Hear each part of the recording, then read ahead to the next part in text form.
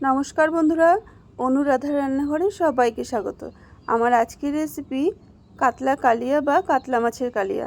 আমাদের তো প্রতিদিন একরকম মাছের ঝোল খেতে ভালো লাগে না, মাঝে মধ্যে স্বাদ পাল্টাতে এভাবে মাছের কালিয়া বানিয়ে খাওয়া যেতেই পারে, আর খেতেও ভীষণ ভালো লাগে। তাহলে চলো রান্নাটা শুরু করা যাক। রান্নাটা শেষ পর্যন্ত দেখতে থাকো।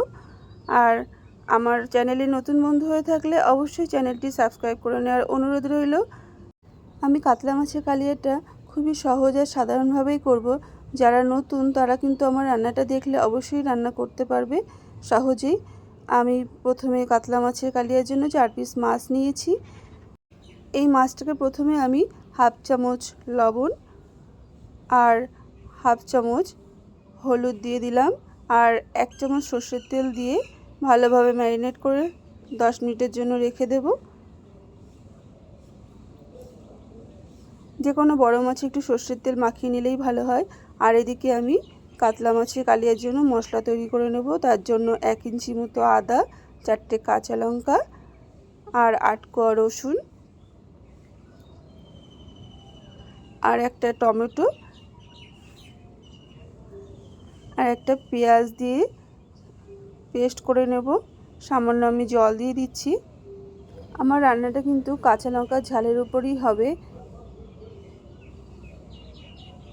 মশলার পেস্ট হয়ে গেছে।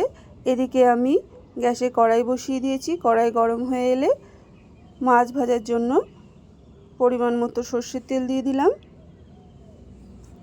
তেলটা ধোয়া ওঠা গরম হয়ে এলে আমি খুন্তি দিয়ে কড়াইয়ের 4 সাইডে তেলটা ভালোভাবে নেড়েচেড়ে মাখিয়ে দিলাম। এরপর আমি মাছগুলোকে ভাজতে দিয়ে দিচ্ছি।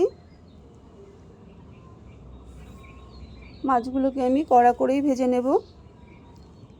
মাছের এক পিঠ ভাজা আমার হয়ে গেছে। মাছগুলোকে আমি উল্টিয়ে দিচ্ছি।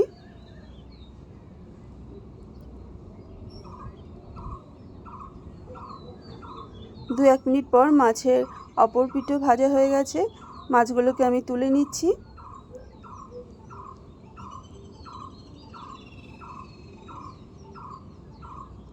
এরপর আমি এই তেলেই একটা শুকনো লঙ্কা, 2টো তেজপাতা, গোটা গরম মশলা, জিরে ফোড়ন দিয়ে দিলাম। ফোড়ন নেড়েচেড়ে ফোড়ন থেকে সুন্দর গন্ধ বেরোতে শুরু করলে এই সময় একটা পেঁয়াজ আমি কুচিয়ে দিয়ে দিলাম। পেঁয়াজটাকে আমি লাল লাল করেই ভেজে নেব।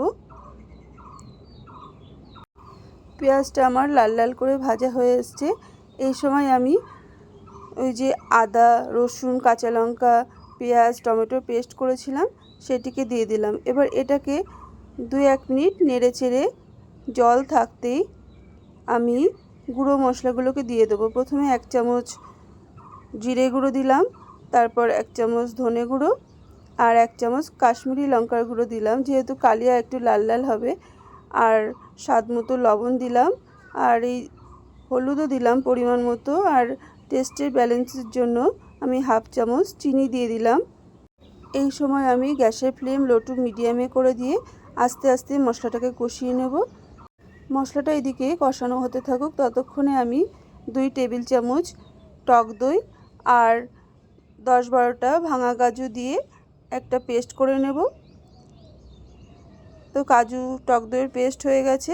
এই সময় আমি মশলাটাকে নেড়ে চেড়ে কাজু টক দইয়ের পেস্টটাকে দিয়ে দেব।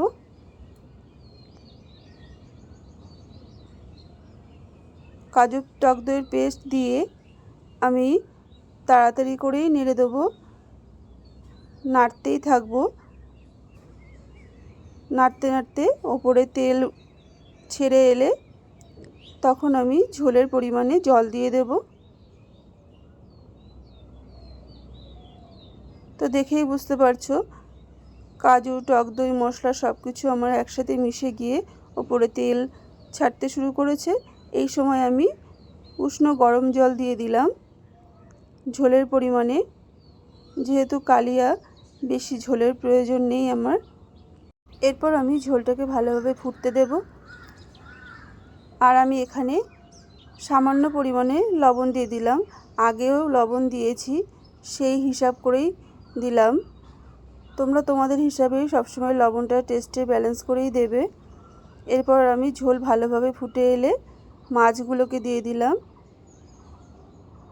মাছগুলো দিয়ে আমি 2 থেকে 3 মিনিটের জন্য মাছটাকে ঢেকে দিচ্ছি। এতে করে মাছটা আমার খুব তাড়াতাড়ি নরম হয়ে যাবে।